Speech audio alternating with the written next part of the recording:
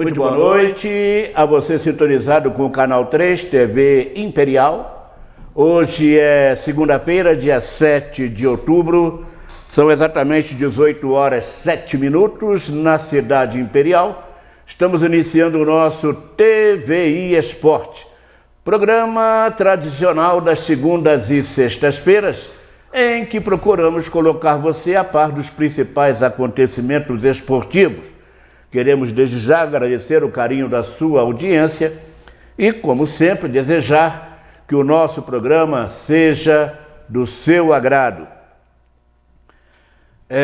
7 de outubro, estamos aí há poucos dias da primeira partida da seleção brasileira lá em Singapura, dentro das datas FIFAs, mas o brasileiro continua.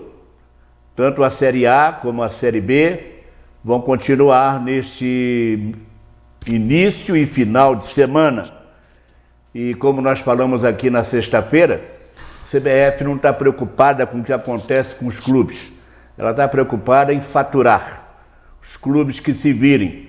Só que ela esquece que o produto que ela usa é dos clubes, não dela. Não é verdade? No programa de hoje vamos falar do Brasileirão da Série B, que tem o Bragantino líder disparado.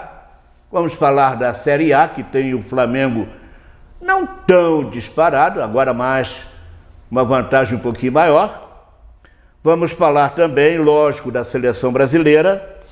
E se tiver tempo, Fernando, eu gostaria de fazer depois, junto contigo, um apanhado do Náutico Capibaribe, que ontem ganhou o título da Série C, campeão brasileiro, empatando com o Sampaio Corrêa. Só que eu fiz um levantamento desde 2006, quando começou o campeonato de pontos corridos, Brasileirão de pontos corridos. O Náutico é o exemplo mais clássico daquela gangorra. Entendeu? Um dia ele está na A, no outro dia ele está na B, no outro dia está na C, depois ele volta para B, aí ele volta para C. Daqui a pouquinho você vai ver como isso acontece. Eu acho que preliminarmente é isso que nós vamos falar hoje. Então, muito boa noite para você, que deve estar meio chateado porque o Vasco foi garfado na partida de sábado. Muito bem, Lauro, boa noite. A você, telespectador, meu boa noite também. Você me dá a chance agora de iniciar a minha fala, Lauro, mostrando a minha indignação. Sabe por quê? Porque na hora do pênalti a favor do Vasco, o goleiro teria que ter sido expulso, porque ele era o último homem e quando o Rossi passou, ele ia simplesmente mais um passe e tocar a bola para dentro do gol. Quer dizer, ele estava em posição de fazer o gol. Conclusão, o cara faz o pênalti e leva um sem vergonha do cartão amarelo e assim mesmo porque pediram com muita ênfase o cartão do cara. Então, Laura, eu não sei o que eu vou pensar. Quer dizer, mas o Rossi perdeu o pênalti, claro, foi mal colocado o Rossi bater. Por quê? Porque na semana anterior, também em São Januário, ele bateu contra o Atlético Mineiro e fez o gol. Só que dessa vez ele resolveu bisar. O que ele toma? Fazer o bis. Jogar no mesmo canto. E o goleiro do Santos não é bobo nem nada, fala, pô, a bola. E aí é a tal história. Até que ponto o VAR resolve para os clubes? Porque você vê, Lauro, toda rodada tem alguém reclamando das decisões colegiadas. A arbitragem de VAR com árbitro de campo. Pode ver que todo jogo tem. Todo jogo tem. Posso te dar um exemplo? Pode. Todo mundo sabe que eu sou Flamengo, nunca neguei que sou Flamengo, torço pelo time que atualmente lidera o campeonato. Mas veja só. Fizeram 4 gols para valer 1. Eu estava vendo o lance do segundo gol do Flamengo anulado contra o Grêmio. Certo. Em que o árbitro para o lance de campo é chamado no VAR e o VAR diz que o dedinho do pé esquerdo do jogador Gabigol estava adiantado em relação ao último zagueiro da equipe do Grêmio. É uma distância tão mínima, mas tão mínima, que eu acho que a discussão na quinta-feira de vários canais de televisão foi o seguinte, que se fosse num jogo sem o VAR, o árbitro daria o gol. É, porque ele estaria na mesma linha. Aí, na mesma linha. O árbitro da partida, o Nestor Pitana, é chamado lá no quartinho. Ele vai lá no quartinho, vai na tela e volta. Impedimento. Tudo bem. Vamos dizer que realmente a pontinha do pé do jogador do Flamengo estivesse um pouco adiantado na linha em referência ao zagueiro do Grêmio. Impedimento. Gol não valeu. Na partida de ontem, contra a Chapecoense, no meu entendimento, a situação de impedimento do Bruno Henrique é muito mais escandalosa e o VAR confirma o gol. Pois é isso que eu digo, Lauro, que a essa altura nós estamos com duas linguagens diferentes. A linguagem do VAR e a linguagem do árbitro, que é o cara que apita o jogo. Então, eu acho até o seguinte, entre o VAR e o árbitro de campo, tem que prevalecer, no meu entender, o árbitro de campo. O árbitro de campo. Porque antigamente, Lauro, o Mário Viana falava muito na lei do futebol, né? Tinha até, ele dizia o nome lá. Então, ele dizia o seguinte, que a figura do árbitro é indiscutível, acabou. Marcou, tá marcado, acabou, Zé Fini. Aí os caras resolvem agora inventar essa história do VAR. Aí eu não sei, Lauro. Mas sabe o que está acontecendo? A gente tem que ser muito franco. Os árbitros estão medrados. Eles estão com medo de apitar, com medo de confirmar pênalti, com medo de confirmar gol. Estão julgando a culpa todinha no VAR. Para o VAR. Não, e estão se ferrando. Você vê, por exemplo, no jogo do Vasco com o Santos, quem apitou o pênalti foi o árbitro de campo. Aí depois que ele apitou o pênalti, alguém reclamou, ele recorreu ao VAR. Por quê? Já tinha apitado. Já tinha apitado. Todo mundo viu o lance, que era um lance indiscutível de penalidade. Só que aí, o que ele faz?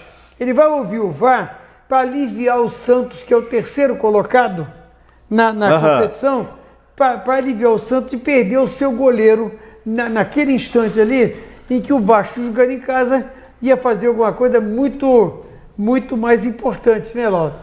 Esse é o detalhe. Eu vi hoje na internet, aliás, na internet não, eu vi na página de esporte do Globo Esporte, na internet, lógico, uma declaração do Sávio Espíndola, dizendo que aquele pênalti marcado ou não marcado, qual foi o jogo? Ceará? Ceará aí... Aqui ele perdeu, o Ceará perdeu. Teve um jogo para o Goiás, 1-0 Goiás. Em que o jogador, ele tropeça na perna do zagueiro. Claríssimo lance. Não houve pênalti. O árbitro para o jogo, porque ele não teve coragem de dar sequência ao lance, ele para o jogo, e vai lá no VAR e vem e dá pênalti. E não houve pênalti. Então o que está acontecendo, minha gente, é isso. Os árbitros hoje estão com medo de assumir a responsabilidade. Foi pênalti, eu marquei, está marcado. Antigamente não era assim? Era, ué. Pois a decisão Lauro, a decisão de arbitragem até então eram decisões irrecorríveis. Exato. Aí agora, bola, gente, essa história toda aí... O que a gente dizia antigamente? Não entendi mais. O que a gente dizia antigamente? Pênalti está marcado, o árbitro não volta atrás. Quantas e quantas vezes a gente viu isso? Quantas? Que o árbitro marcava o pênalti e vinha aquela choramingadeira toda de todos os jogadores. E no fim daquela choradeira toda, o pênalti estava marcado, o City está lá bater e às vezes fazia o gol e às vezes perdia. Você vê, eu acho que hoje, no Campeonato Brasileiro, dos 20 clubes, dos 20, todos têm uma reclamação após a 23ª rodada do Campeonato Brasileiro, todos têm uma reclamação com relação ao VAR. Todos. Todos, é verdade. Se o árbitro... Ali até, muita gente falou o seguinte, eu não vou entrar nessa, eu só vou repetir o que disseram. Que o árbitro Nestor Pitana... Acho que é Pitana. Quintana, não? É argentino. É argentino. Ele só invalidou aquele segundo gol do Flamengo porque os argentinos não querem o Flamengo na final. Os argentinos querem o Grêmio, porque eles estão com medo do Flamengo. Eu não sei o que estou dizendo, estou repetindo que vi aí em várias páginas de internet esse comentário, de que os árbitros argentinos estão sendo silenciosamente convencidos a favorecerem que o Grêmio chega à final. Porque para os argentinos é muito melhor pegar o Grêmio do que pegar o Flamengo na fase em que o Flamengo está. Isso também pode ser invenção da imprensa rubro-negra, não vou tirar. Até porque é uma questão geográfica, né, Laura? Entre julgar, por exemplo, River Plate e Grêmio, em Buenos Aires e também no Rio Grande do Sul, é muito mais perto do que jogar River Plate e Flamengo no Maracanã. Você vê que eu não estou reclamando do primeiro gol anulado e muito menos do terceiro. Agora, aquele segundo gol, aquele segundo lance, que seria o primeiro gol do Flamengo, o gol do Gabriel Barbosa, aquele lance levanta dúvidas quanto à honestidade da decisão do VAR. Porque lá no VAR, e isso é importante falar, não era só o árbitro, o Nestor Pitana, que estava ali, não. Os 4 que estavam lá em cima, assistindo na televisão, eram todos argentinos. Todos argentinos. Aliás, a Conmebol errou tremendamente, porque não podia colocar um árbitro brasileiro para apitar um jogo argentino, sabendo que Brasil e Argentina estão envolvidos na final. Vamos ter um brasileiro e vamos ter um argentino na final. E mesma coisa botar um argentino para apitar o jogo brasileiro, quando um dos dois vai apitar vai jogar na Argentina.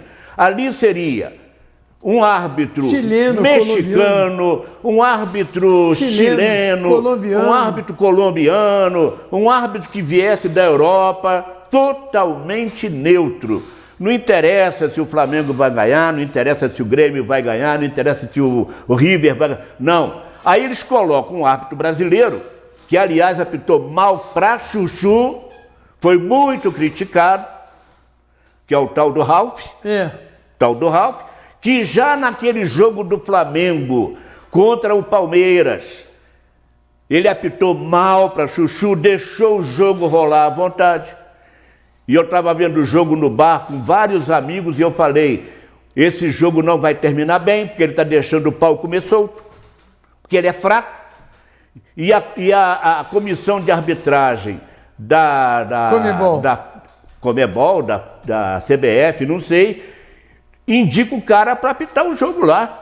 E houve muita reclamação do Boca Juniors, não foi porque perdeu não, é porque o cara realmente apitou mal. Entendeu? Então tinha que ser árbitro neutro. Quem está jogando? É Brasil e Argentina? Vai ser Paraguai, vai ser Uruguai, vai ser Chile, Colômbia, vai ser mexicano, vai ser espanhol, italiano, não interessa. Não podia ser brasileiro lá e não podia ser argentino aqui. Inclusive tem um detalhe interessante, Lauro. Lá na Argentina poderia ser um árbitro argentino, como no Brasil poderia ser um árbitro brasileiro. Sim, também. Por quê? Também. Porque o árbitro argentino lá ia dirigir 2 clubes da Argentina visando o mesmo objetivo que a classificação. E aqui eles também. Agora podem perfeitamente alcançar a classificação, ora. Verdade. Não é? Então, um dos 2 vai alcançar. Também no Brasil, ou o Flamengo ou o Grêmio estarão um ou outro classificados para a final da Taça Libertadores, Lauro. Antigamente, quer dizer, até 2017, né? Isso. 2018 que entrou o VAR. Até 2017 você dizia assim, o Palmeiras foi campeão com a ajuda do árbitro. O Corinthians foi campeão com a ajuda do árbitro. O Flamengo foi campeão com a ajuda... Quantos pênaltis marcou a favor do Flamengo? Quantos pênaltis marcou em favor do Vasco? Hoje você vai dizer assim, o Flamengo, se for campeão, foi campeão com a ajuda do VAR. O Vasco, o Palmeiras, se for campeão, foi campeão com a ajuda do VAR. Porque todos os clubes estão sendo ajudados ou prejudicados por esse tal de árbitro de vídeo. Lauro. Todos estão sendo prejudicados, tanto que ao final de cada partida as reclamações e os ofícios dos clubes encaminhando para quem de direito a Conmebol, falando das suas lamentações em função do jogo que eles disputaram e que perderam. E outra coisa, Fernando, que vem sendo muito discutido, eu gosto muito de assistir vôlei, jogo de voleibol. Aí o cara dá um corte na bola, ela bate lá milimetricamente na linha. 98% da bola está fora da linha. Mas 2% está na linha. O que acontece? Pede para parar, o árbitro vai lá, espera a resolução, e quando vem a resolução, a tela lá no ginásio mostra o lance para o torcedor entender que a bola realmente bateu 98% fora, mas aquela beiradinha dela ainda está em cima da linha, então isso. Vale o ponto. Não é isso? É exatamente isso. E por que a CBF não autoriza botar na tela dos estádios, que todos os estádios têm tela? Todos eles. Por que não bota? O lance foi definido da seguinte forma, olha aqui, tem essa linha amarela, tem essa vermelha, tem essa rosa, cor de abóbora, não sei que cor de linha que é. Cor de burro, cor do choque, cor do também, foge. Entendeu? Então o torcedor, mesmo aquele que não entende muito de futebol, ele vai... lá, tá vendo lá a bola? Não, o pé do jogador tá uma pontinha mais atrás, então o cara vai ficar. Agora, a CBF não permite que as televisões mostrem a resolução. A Globo é que toma a iniciativa de mostrar. Não sei se ela tem a ordem da CBF, não, mas ela mostra. Depois que o árbitro define o lance, Lauro, definiu, é pênalti ou não é pênalti, aí as televisões têm o direito de mostrar. Só que tem um detalhe. Uma coisa é a forma pela qual o VAR descobre aquilo ali. São várias televisões, várias câmeras. Então, tem uma que é frontal, tem outra que é lateral pela direita, outra que é lateral pela esquerda, outra que é por cima. São várias câmeras deles. Então, é por isso que às vezes demora, que o próprio árbitro fica ali, bom, essa aí... frontal não gostei, não achei. Vamos ver do lado direito, também não gostei. Vamos para outra, também não gostei. Em cima, também não só. Quer saber de uma coisa? Foi pênalti não, bola para frente. E às vezes foi pênalti, né, Lauro? E outra coisa também que a gente tem que entender, o árbitro, ele tem milésimos de segundo para definir um lance. É verdade. Agora você pegar, parei o lance, dei um toquezinho aqui, ele andou um cadinho. Dou outro toquezinho, ele anda um cadinho. Aí é muito fácil, Fernando. Aí é muito fácil. Você determinar que houve um pênalti, que estava impedimento, que a bola não entrou, que o zagueiro deu um soco na cara do adversário. Eu não sei se você lembra, Lauro, que inclusive tinha aquela história do pênalti, que quando a bola bate no braço, de onde tivesse o braço encostado, separado, era pênalti mesmo. Tá. Bom, aí saiu uma norma da FIFA, se eu não me engano, dizendo que dependendo da bola bater no braço, quando o jogador está... com o braço colado? Não, quando ele está tentando se apoiar para não se ferir quando cai, então, e a bola bate no braço dele, ali não é pênalti. Eu sempre fui a favor disso. Também fui, porque ali o cara tem o direito de se preservar fisicamente. Eu vou te dar um exemplo de anos atrás, quando o PEC disputava o Campeonato Nacional de Futsal. O PEC foi jogar, não me lembro qual o ginásio, ele foi fora de Petrópolis, foi lá para o sul. E houve um ataque do time adversário. Na hora que o cara chutou, o defensor do PEC escorregou e, logicamente, o cara tem que se apoiar. Ué. Ele escorregou, se apoiou. No que ele se apoiou, a bola veio e bateu no braço. Aí deram pênalti contra o PEC. Mas não podia. Quem é da antiga, principalmente o pessoal ligado ao PEC, vai lembrar desse lance. E eu falei na hora, tá errado, porque o cara tem que se apoiar. Ou ele vai bater de cara no chão. O fato dele se apoiar não quer dizer que ele vai cortar a bola. Houve a coincidência dele se apoiar no chão, a bola bater nele. Exatamente. Não é pênalti nunca. Aquele Milton Foster é capaz de lembrar desse lance. Claro, mas vai lembrar. Não é? Vai lembrar. Sem dúvida. E eu fiquei com isso guardado para a minha vida inteira.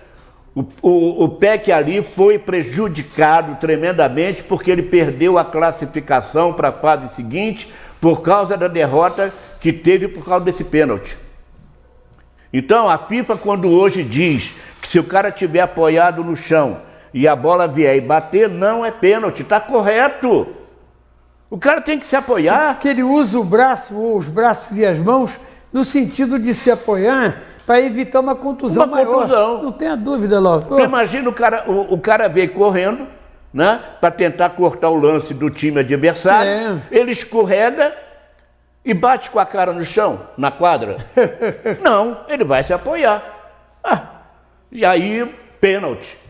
E naquele pênalti o PEC foi eliminado. Mas é por isso que, mais adiante, a própria, se eu não me engano, foi a FIFA que determinou que aquele tipo de mão não fosse considerado consignada. Toque não era falta. Perfeito.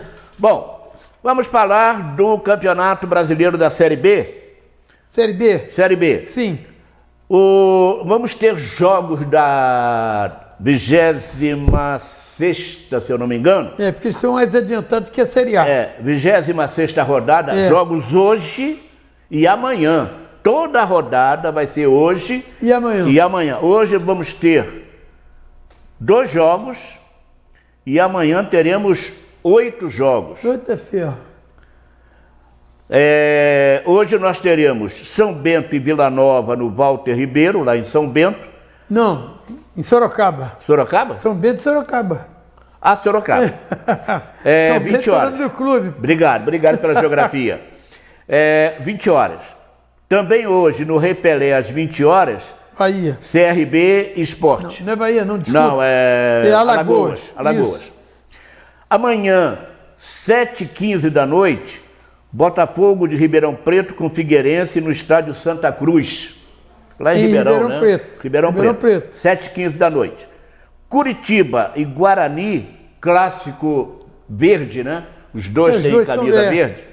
Alguém vai ter que botar camisa diferente. Não, né? Ou o Curitiba, que joga em casa, tem o direito de colocar a camisa principal. Aí o Guarani teria que ir de branquinho, né? Ou não, vai de branco. Cor.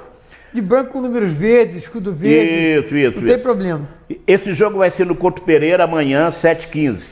O Operário de Ponta Grossa vai jogar contra o Paraná, clássico paranaense. Paranaense, tá certo. No Germano Krieger, também às 7h15 de amanhã. O Atlético Goianiense recebe o Cuiabá no estádio Antônio Ascioli às 20h30. Aliás, esse estádio, Antônio Ascioli, mais o estádio Olímpico de Goiás, vão ser sede dos Jogos do Campeonato Mundial Sub-17, que começa daqui a 19 dias, no dia 26. Né? Vai ser o Antônio Ascioli, o Olímpico e também o... Serra Dourada, não? Não. Lá em... Lá no Espírito Santo, como é que é? Cariacica. Cariacica. Isso. Cariacica.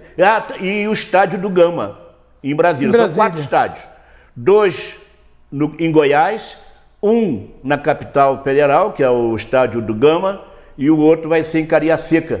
Vamos dizer que são 3 muito próximos um do outro, porque Goiás e Brasília é mais ou menos perto. E o que ficou mais longe, é o que está no Espírito Santo, que é em Cariacica. Também não deve ser muito mais longe não, né? Não, depois que inventaram o avião, é moleza. O Walter, nosso querido companheiro Walter aqui do canal, está fácil de andar de avião, ele sabe como é que funciona. Com certeza. Então, Atlético Goianiense e Cuiabá amanhã, 8h30, no Antônio Ascioli. Criciúma e Brasil de Pelotas, no Heriberto Rios, às 20h30. O Vitória da Bahia recebe o Oeste, no Barradão, 20h30. A Ponte Preta vai receber o Londrina, no Moisés Lucarelli, 21h30. Campinas. E o América Mineiro vai receber o Bragantino. Esse jogo é importante, Lauro. No Independência, às 21h30 também de amanhã. Então, mas todos os jogos... Né? Hein? Porque o América está em 5º lugar e o Bragantino está em 1º. Acontece que se o América vencer, quase que ele consolida a sua colocação de 4º colocado e aí ele começa a aspirar a possibilidade de retornar à Série A no ano que vem. Ele que esteve em 2018 na Série A. Perfeito. Aí caiu para a Série B em 2019. Aí você falou aquela história da gangorra, pra lá e para cá.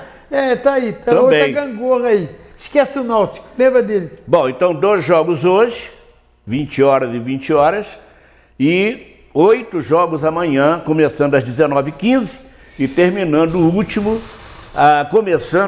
aliás, às 21h30, vai terminar aí por volta de 11h15 por aí, né? 11. Com aquele negócio dos 5 minutos e 6 minutos entre o primeiro tempo e o segundo tempo, vai acabar mesmo 11h30, Ló. 11h30. Porque aí tem paralisação. Segunda divisão tem VAR?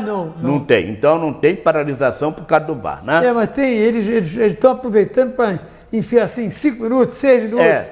Depende dos contundidos, entendeu? As substituições. Cada contusão ali é 1 minuto e meio. Bom, o Bragantino, que vai pegar o América, 5º colocado, é o líder com 54 pontos. Isso.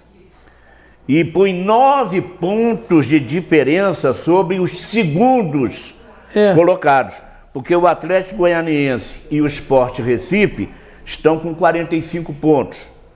Então, o que modifica aqui, quem é segundo, quem é terceiro, são 9 pontos. 9 pontos. São 3 rodadas. Puxa. 3 rodadas. O Botafogo de Ribeirão Preto está em 4º lugar com 39. Você vê a diferença lá de 39 para 54. São 15 pontos. Puxa, trouxe para raiva. 5 rodadas. São 5 rodadas de 3 pontos, hein?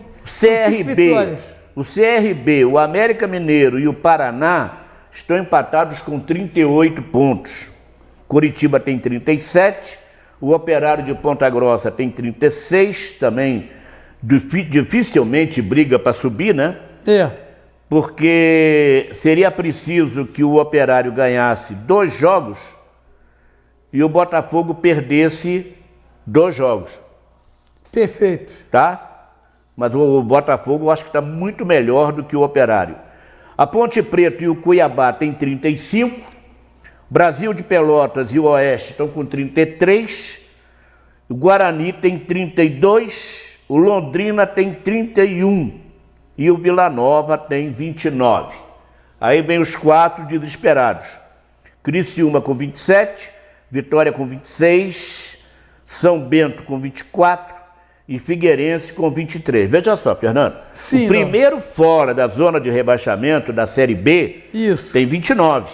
Certo. E o último colocado tem 23. São apenas 6 pontos. E ainda tem muito campeonato. São mais 15 rodadas, se você observar direitinho, porque lá foi até a rodada 26ª. 26ª tem 14 rodadas. 14 rodadas, Com a de hoje e de amanhã, né? Isso. Então 14 tem rodadas, 42. são 42 pontos. 42 pontos. Para 6 não é nada, né? 42 pontos para 6 que o Figueirense tem aqui de diferença, não é nada.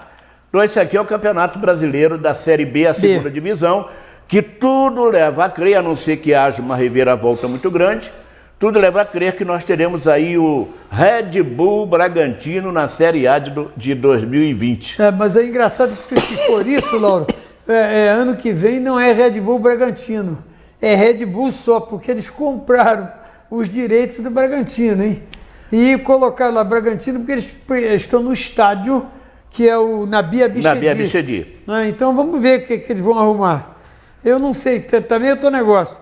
Para entrar na Série A, o time que eles têm lá não seria suficiente para eles segurarem essa Série A. Não, mas aí, Fernando, veja só, como os novos donos do Red Bull são empresários de muito dinheiro, certamente eles vão começar, abriu a janela de transferência, eles vão começar. Porque eles são até internacionais, né, Ló? Eles têm clube na França, na Inglaterra, na Áustria, na Alemanha. Não é? Então, pode crer, se o Bragantino se garantir na Série A do ano que vem, eles vão vir para brigar. Não digo nem pelo título, né? Mas que vão brigar para ficar em quinto, sexto aí na tabela, brigando por uma vaga na Libertadores, uma vaga na Sul-Americana, porque eles vão formar um time muito forte. Eu só não sei, Lauro, se eles teriam também uma visão diferenciada no sentido de colocarem também na Argentina um Red Bull. Não sei. Também no Uruguai outro Red Bull, sei lá. De repente. Agora uma pergunta. A gente sabe que o Red Bull tem o Red Bull Leipzig, que é o da Alemanha, e o Red Bull Salzburg, também na Alemanha. Da Áustria. Na Áustria. Da Áustria. Muito bem. Haveria possibilidade, Fernando, deles formarem um time de estrangeiro? Ô, Lauro, me parece que no Brasil, pelo menos, o máximo de estrangeiros são 5 dentro de campo. Nada impede que você tenha também 6 jogadores não estrangeiros, jogadores nacionais. Mas botar os 11 estrangeiros, pelo menos na legislação brasileira, é impossível. Eu não sei, por exemplo, na legislação alemã, na de esportiva alemã. Você pode ter o quê? Você pode ter 5 jogadores estrangeiros no campo?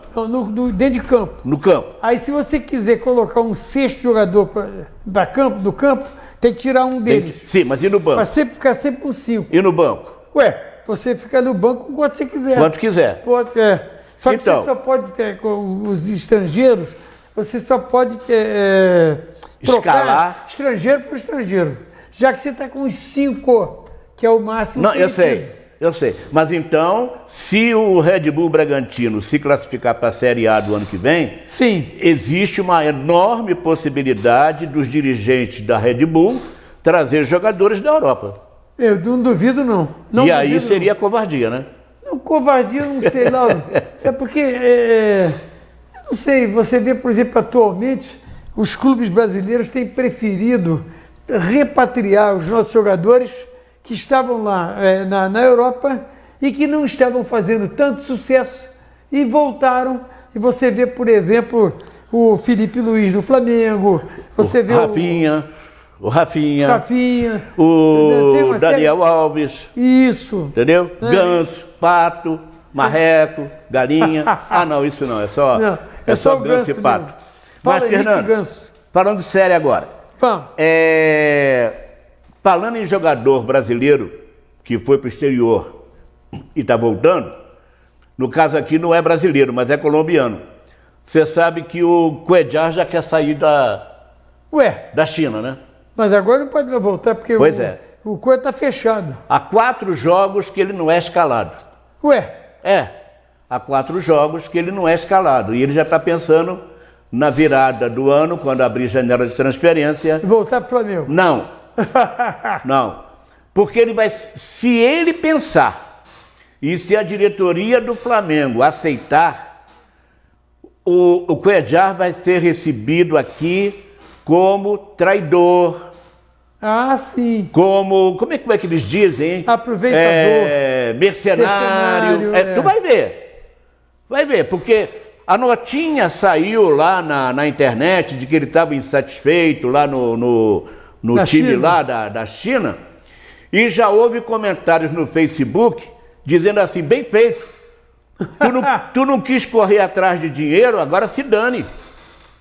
Então já tem gente na internet já criando uma barreira, né? Por quê? Porque o Cuéllar estava muito bem no Flamengo. Para que ele foi sair? A ganância do dinheiro.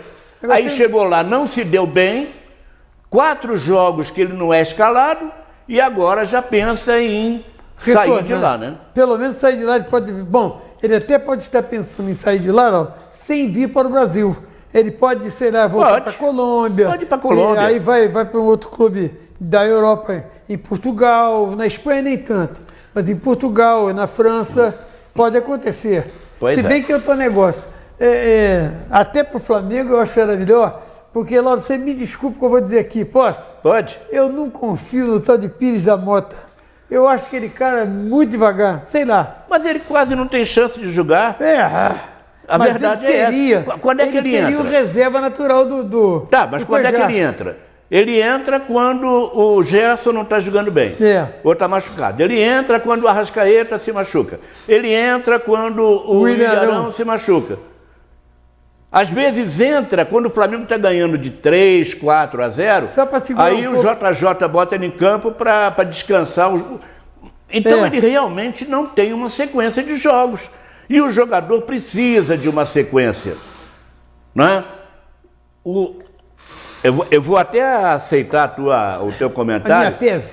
O Pires da Mota não é um Gerson. Ah, claro que não.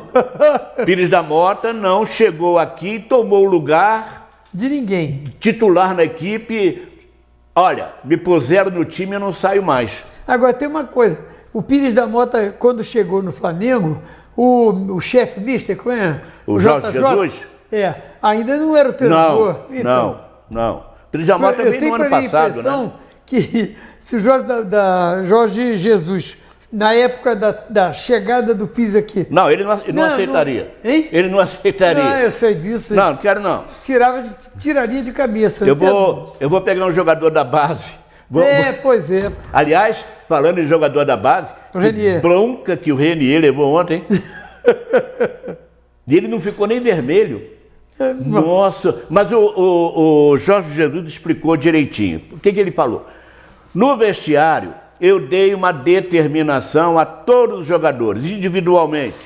Quero isso de você, quero isso de você, quero isso de você, quero isso de você, Renier. O Renier... Quero não fazer firula com a bola, nem inventar jogadas meio complicadas, né? Exatamente. O Renier ele é danado para fazer isso, pior é isso. Começou a querer dar passe de calcanhar, passe de letra. E viu que ele errou, né? Aí, o que o homem fez? Tira. Mas tem que tirar, não estava jogando nada. Não estava jogando nada. Agora, ele falou também uma coisa. A gente tem que levar em consideração que ele é muito novo. Ele ainda não tem uma experiência de vida. Então, a bronca que eu dei nele foi uma bronca de pai para filho. Eu sei da capacidade técnica dele hoje. Mas eu sei que daqui a 1 ano, 2 anos, a capacidade técnica dele vai ser muito maior. Claro. Agora, ele tem que se enquadrar nas ordens que nós damos no vestiário. Tá certo, ele é o técnico. Você vê que situação interessante. Você falou desse menino Renier, eu me lembrei agora do Thales Magno, né? No final do jogo do Vasco, no meu entendimento, o Thales cansou. Quem estava vendo o jogo sabe, porque ele, no princípio do jogo, ele ia com toda aquela vontade, levando a bola, driblando todo mundo, deixando a defesa do Santos completamente desorganizada. Já no final do jogo, ele preferiu, mesmo o Vasco perdendo, ele preferia aquela jogadinha de bola para lá, entrega ali, corre, mas não recebe, e chega atrasado, não sei. Eu acho que o preparo físico dele ainda não é um preparo em condições de suportar uma partida de futebol profissional de adultos, seu Lauro. Eu acho, Fernando, que a presença do Thales Magno e do Renier na seleção sub-17, a partir do dia 26 agora, vai dar uma melhor condição física, atlética dos dois jogadores. Porque lá eles vão estar livres, vão estar soltos para jogar com atletas da idade deles. Jogar a sua bola, né? Com atletas da idade deles. Isso. Entendeu? E que não tem ainda a fama que tem um Gabriel, que tem um Bruno Henrique, que tem um Arrascaeta. A responsabilidade de botar o Renier no time do Flamengo hoje é muito grande. Porque não sou eu que falo, não. São os comentaristas, tricolores, vascaínos, são paulinos, palmeirenses. Todo mundo diz, Flamengo hoje está um time muito bem arrumado. Um time difícil de ser batido. Aí você bota um garoto de 17 anos junto com essas feras. Coitado, o garoto fica perdido ali. Ele tenta fazer o melhor dele. É por isso que o JJ falou. Eu dei uma bronca nele, todo mundo viu. Porque eu fiz ali na beira do gramado, para todo mundo ver. Tirou de campo e deu a bronca. Não humilhei ele, apenas falei, você não fez, eu não estou te substituindo porque você jogou mal. Estou te substituindo porque você não fez o que eu mandei fazer. E aí... Muito certo. O Renier tinha que lembrar uma frase típica, né? Que diz assim, viu, Renier? Manda quem pode, obedece quem tem juízo. Né? Pô, peraí, pô. É verdade. Antes de falar do Brasileirão, nós temos um tempinho ainda. Tem tempo. Falar da demissão do Barroca. É engraçado, né, Lauro? O Barroca já vinha 3 rodadas, acho que foi com aquela derrota para o Fortaleza, né? Foi. Que começou. Ali já houve um bochicho de que o Barroca não iria ficar muito tempo. A maçã, que estava lá na macieira... Caiu. Ela estava com aquele pino que segura ela no galho, quase podre. Se chegasse ali um bem-te-vi, chegasse ali um sanhaço... Um pássaro menor, logo. E desse uma bicada naquela haste, a maçã caía. E essa bicada foi a derrota do Fluminense ontem.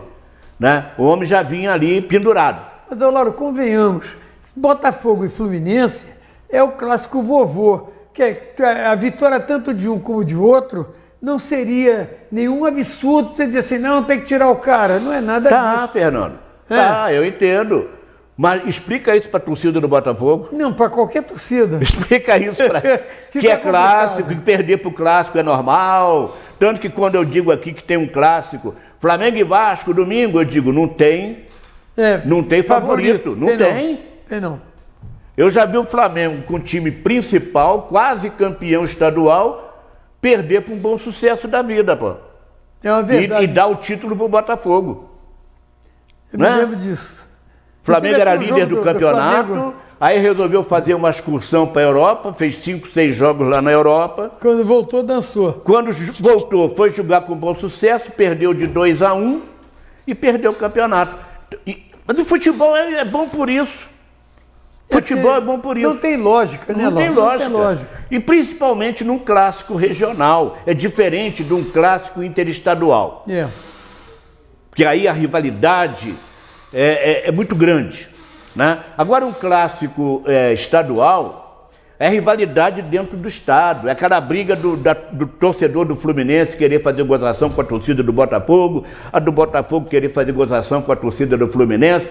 Entendeu? Então eu achei que nós estamos aí numa situação do campeonato que o Barroca, tudo bem, não estava correspondendo ao que metade da diretoria estava querendo. Mas correspondeu até então. Tanto que o Botafogo está a várias derrotas. Mas o Botafogo, Lauro, se a gente analisar direitinho, 12º. O Botafogo ainda é o 12º colocado. 12º. Então. Classificado hoje para a Sul-Americana. Sul-Americana, junto com o Vasco, exatamente. Aí parece que houve uma votação entre as torcidas do Botafogo para escolher um nome e o mais votado foi o Jair Ventura. Agora, o Jair Ventura, minha gente, está há mais de um ano. É o caso do Oswaldo de Oliveira. Quem é o Jair Ventura? O filho de Jairzinho, que foi técnico do Botafogo. Está mais de um ano parado. Está mais de um ano parado. Foi o caso do Oswaldo de Oliveira. Eu falei aqui, está mais de um ano parado, não vai acrescentar nada ao Fluminense. Eu falei, o Fluminense deu um tiro no pé quando trouxe o Oswaldo de Oliveira, não deu outra. Mandou o homem embora. Agora é o Botafogo com essa ideia da torcida de trazer, porque o Cuca não quis. Eu soube disso. O Cuca não quis. Lógico, o time tá... Não é o time que está ruim, não. Não é esse problema. É a estrutura. O problema tá ruim. é isso aqui. Grana. Merchan. Como diz o francês. Não. Merchan é mercado. Larjan. É a grana? É Larjan, grana. É. Ele falou, eu vou pegar um time que está brigando ali quase para não cair, está com o salário atrasado. Ah, uma coisa que eu soube hoje, Sim, emendando aqui, uma coisa que eu soube hoje, sabe o que o Botafogo está fazendo? Botafogo não, o... Vice-finança? Não, o presidente do clube. Ah. Ele está chamando 3, 4, 5 jogadores e paga o salário. Chama 3, 4, 5 jogadores e dá um vale. Isso foi dito por um repórter da TV Globo, da Sport TV, que é o... Como é que faz a cobertura do... Como é que eles chamam? Que faz a cobertura do clube. Não é diarista não, tem outro nome. Ele vai todo dia lá no clube e ele falou, a situação do Botafogo é essa. Eles chamam 3, 4, 5 jogadores e pagam o salário. Aí chama 3, 4, 5 jogadores e dá um vale. E ele falou, o pior não é isso não, minha gente. O pior é que os funcionários não estão recebendo.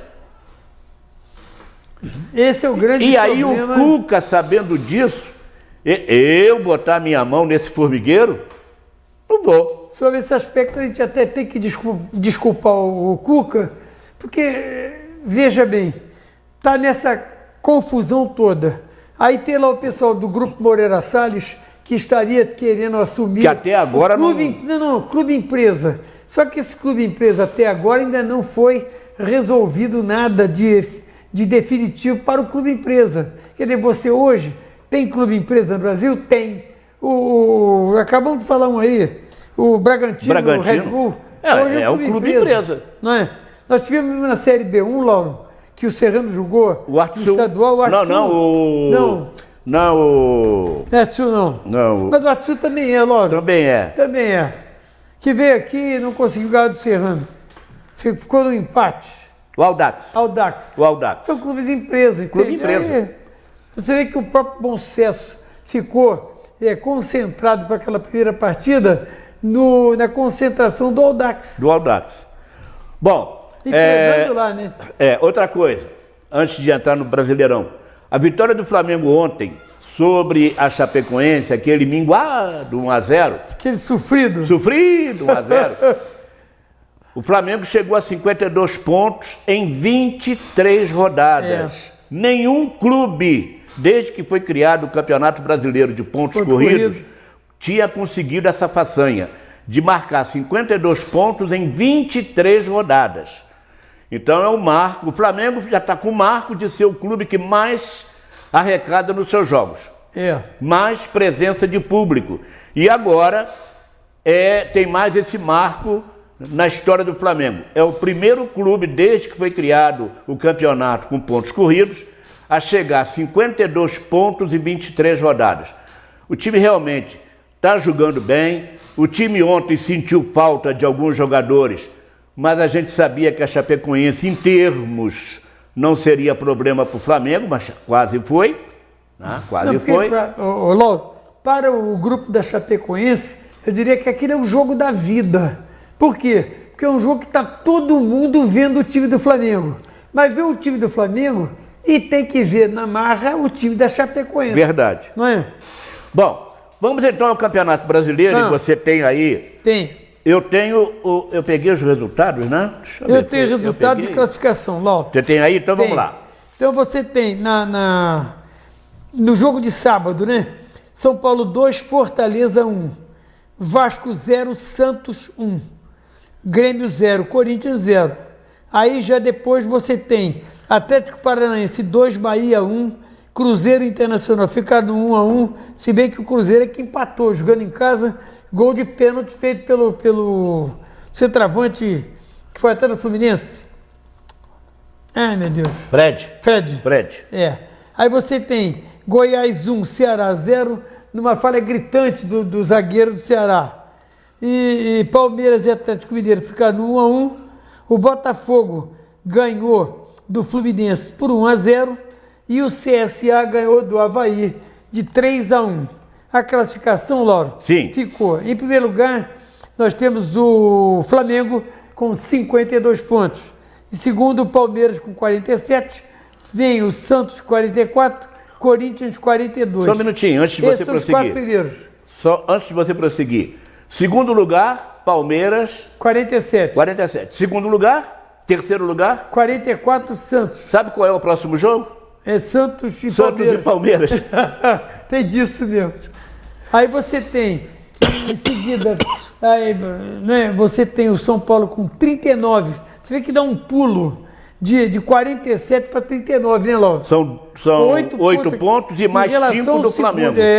São 13 pontos. 13 pontos. Aí você tem o Inter de Porto Alegre, 38.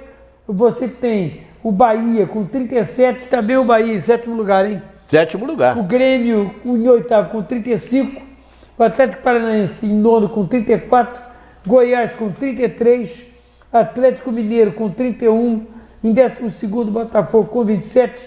Em 13º, o Vasco com 27. Depois você tem, em 14º, você tem com 25 pontos, Fortaleza. Depois você tem, em 15º lugar, o Fluminense com 25. 25. Que é a mesma pontuação do Fortaleza, tá? Depois você tem 16º, Ceará com 23. 17º, CSA com 22. É isso aí já dentro do rebaixamento, tá? O Cruzeiro de BH com 20, o Avaí com 16 e a Chapecoense com 15 pontos. Lauro. Você imagina, se o Fluminense tivesse perdido para o Botafogo, o Fluminense estaria hoje com 22 pontos. 22, exatamente. Junto com? Não, o Ceará então estaria com 23 na frente do Fluminense. Não, então, o Fluminense com 22 estaria junto com quem? Com 22, com o Cruzeiro? Junto com o CSA, que é o primeiro do rebaixamento. É verdade, verdade. Agora, o Fluminense não pode trocar de técnico agora, trocou de técnico ontem. Também vai virar bagunça. Se a cada derrota você trocar de técnico... Mas o mais engraçado é que o interino tem 2 vitórias, 2 jogos, 2 vitórias. Sabe o que acontece, Fernando?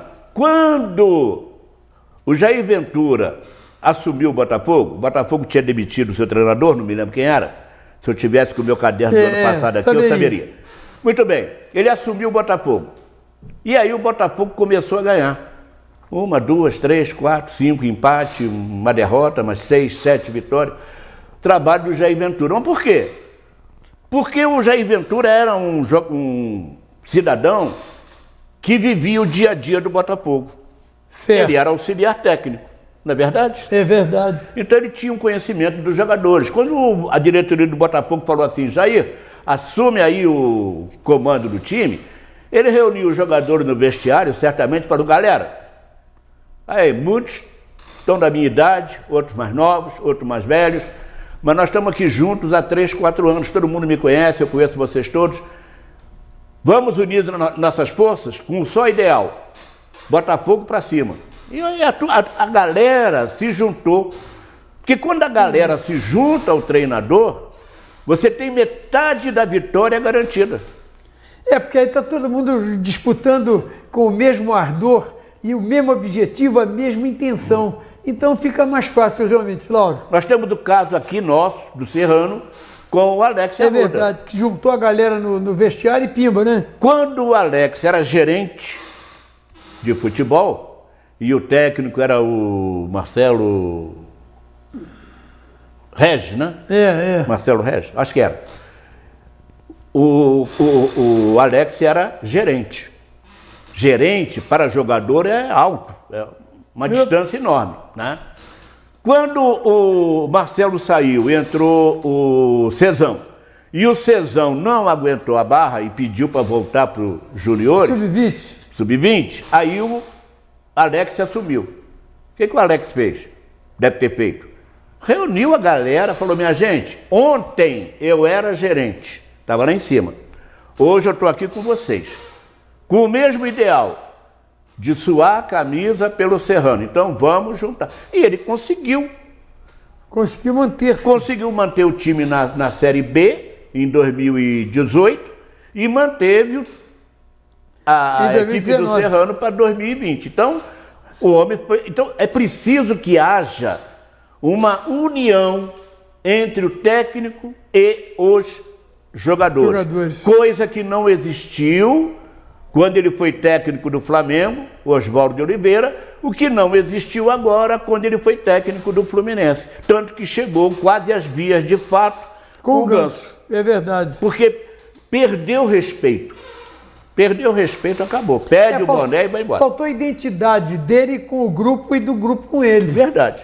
Isso que a gente tem que ver no futebol, porque jogador derruba técnico. Derruba quando o técnico dá chance de ser derrubado. Porque o Alex assumiu numa situação difícil, juntou todo mundo dentro do vestiário, lavou a roupa suja dentro do vestiário, e quando o time saiu, foi lá no Juriticotim ganhar do América de 2-1. Sinal que o grupo entendeu o recado do Alex Arruda. A gente fala isso porque a gente convive aqui o dia a dia, né? Bom, a rodada começa quarta-feira, né? Quarta-feira e quinta, né? Aliás, vamos lá rapidinho. Não, engraçado, Lauro. Dia 10, não, bolas.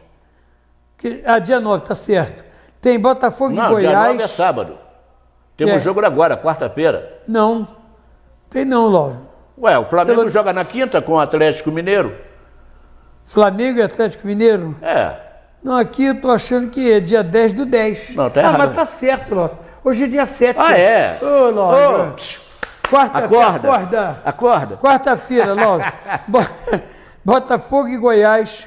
Ainda na quarta-feira, CSA Internacional, Fortaleza e Chapecoense, Grêmio e Ceará, Bahia e São Paulo, Cruzeiro e Fluminense, Santos e Palmeiras, e aí na quinta-feira, Corinthians e Atlético Paranaense, Avaí e Vasco, Flamengo e Atlético Mineiro, isso na quinta-feira, Lauro. Eu não sei se é verdade, eu vi aqui na internet, antes de começar o programa, que o Atlético Mineiro está com 8 problemas para o jogo com o Flamengo. Porque tem muita gente com terceiro cartão amarelo. Tem, e também com lesões físicas. Mas aí entra o reserva, doido para ganhar a posição de titular. Tem esse aspecto. E o cara se mata em campo, né? Não tenha dúvida. Bom, lembrando que também dia 10, 9 horas da manhã, tem um amistoso da seleção brasileira. Contra Singapura. Não é contra Singapura, não. Contra Senegal. No perto. Estádio Nacional de Singapura. Que é um paísinho que tem 5 milhões de habitantes, Lauro. Pois é. 5 milhões de habitantes. Quarta-feira, né? Dia 10? Dia 10 é quarta-feira. E o jogo é 9 horas da manhã. Não, dia 10 é... Não, dia 10 é quinta-feira. É quinta-feira. Dia 10 é quinta-feira. Isso. 9 horas da manhã, a gente vai ver aí a seleção brasileira fazendo esse amistoso. Eu vou até pedir ao meu patrão que me dê uma chance de chegar mais tarde no trabalho. Eu só vou fazer o segundo tempo, quer dizer, quando meio-dia, para almoçar. Então, quando for 1 hora, eu estarei voltando para o meu trabalho, porque afinal de contas, de manhã eu tenho que ver o jogo do Brasil, não posso perder esse jogo. Sabe o que é isso? É que teu patrão é pão duro, porque ele podia botar uma televisão lá. É verdade, hein, Ló? Mas aí não adiantava, porque ele bota a televisão para de trabalhar, que eu quero ver o jogo. Então, mas aí você estaria dentro do serviço. Bom, tá certo. Você vai ver o jogo em casa, até que você sai, até que você chega no serviço, já está na hora de voltar na hora do almoço. Então eu acho melhor nem ir, né, Ló? Fernando, mais uma vez obrigado aí pela presença. Vou deixar para sexta-feira aquela gangorra do Náutico. Certo. Que é um fato interessante e merece ser contado, tá? Tá certo, Lauro. Bom jogo do Brasil na quinta-feira, bom jogo do Flamengo com o Atlético Mineiro, e a gente vai estar de olho na quarta-feira no jogo Santos e Palmeiras. Que é um jogão de bola, hein? Que jogão. Tá certo. Muito obrigado. Um grande abraço a você, meu caro telespectador, e daqui a pouquinho, 7h30, estarei aqui com a Cidade Revista, né? A Cidade Revista. E na sexta-feira, de volta aqui com o Lauro, para mais uma edição do nosso TVI Esporte. Um grande abraço e até lá, se Deus quiser. Muito obrigado pelo carinho da audiência. Tenham todos uma boa noite, uma boa semana. Sexta-feira estaremos aqui para mais um TVI Esporte. Muito obrigado. Fiquem com o Canal 3, TV Imperial.